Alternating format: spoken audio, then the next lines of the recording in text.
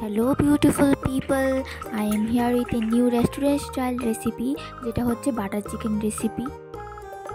এখন প্রথমে আমার হাজব্যান্ড আমাকে চিকেনগুলোকে ভালো করে ধুয়ে দিয়েছে, তারপর পেঁয়াজগুলোকে গোটা গোটা করে কেটে দিয়েছে, রসুন আদা মরিচ সব কিছু পেস্ট করে দিয়েছে এবং এখানে জিরে গুঁড়ো ধনে গুঁড়ো হলুদ গুঁড়ো লাল মরিচের গুঁড়ো এবং নুন যেটা আমাদের সচরাচর লাগে চিকেনের মধ্যে মেরিনেট করার জন্য এগুলো আমরা দেব।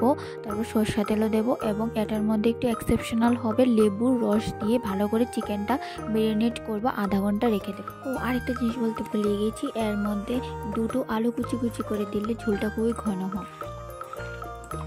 দিক দিয়ে চিকেনটা মেরিনেট হয়ে যাবে এবং আমি অপর দিকে একটি পেঁয়াজকে কুচি কুচি করে কেটে নেব, কারণ আমাকে ফোড়ন দিতে হবে তার জন্য। তারপর পেঁয়াজের সাথে একটি টমেটোকে আমরা কুচি কুচি করে কেটে নেব ভালো করে।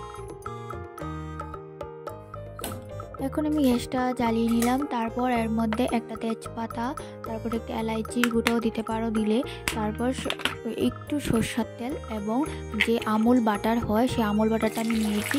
এখান থেকে কতটুকু আমুল বাটার দিতে হবে, আমি প্রায় 2 চামচের মতো আমুল বাটার দিয়েছি। তারপর বাটারটা গরম হয়ে গেলে এর মধ্যে কুচি কুচি করে পেঁয়াজ এবং টমেটো কুচিগুলোকে ভালো করে দিয়ে দিতে হবে, দিয়ে একটু পিঙ্কিশ কালার বা গোলাপি রঙের হওয়া পর্যন্ত ভেজে নিতে হবে। টমেটোর সাথে একটু নুন দিতে হবে যাতে ভালো করে টমেটোটা হয়েছে এবং এখানে পিঙ্কিশ কালার হয়ে গেছে। এখন আমি যে ম্যারিনেট করা চিকেনটা দিয়ে দেবো। চিকেনটা দেওয়ার পর আমি এখন ভালো করে ভেজে নিচ্ছি, ভালো করে চিকেনটা কষিয়ে নিতে হবে, তাহলে চিকেনের স্বাদ খুবই সুস্বাদু হবে খেতে। এখন আমি চিকেনটা কষানোর মধ্যে একটু চিনি দিয়ে দেবো, 2 চামচ চিনি দেবো। চিনি দিয়ে তারপর ভালো করে চিকেনটা একটু কষিয়ে তারপর একটু জল দিয়ে ভালো করে ঢাকা দিয়ে 2-3 বার তারপরে সিদ্ধ করে নেবো আস্তে আস্তে চিকেনটাকে।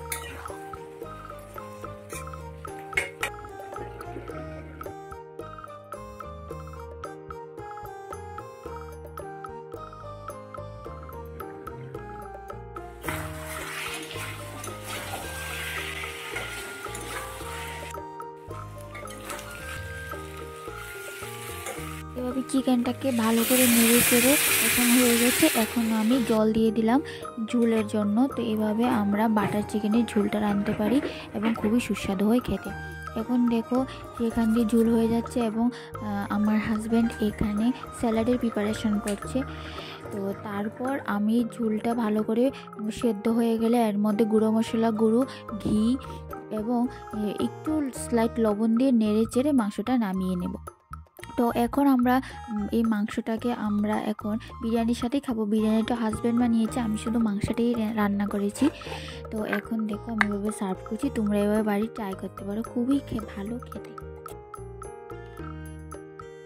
আমি আশা করছি খুবই ভালো লাগবে তোমাদের রেসিপিটা, বাড়িতে ট্রাই করো এবং ভালো লাগলে কমেন্ট করো, আমার চ্যানেলটাকে সাবস্ক্রাইব করো, লাইক করো, শেয়ার করো। Tata guys.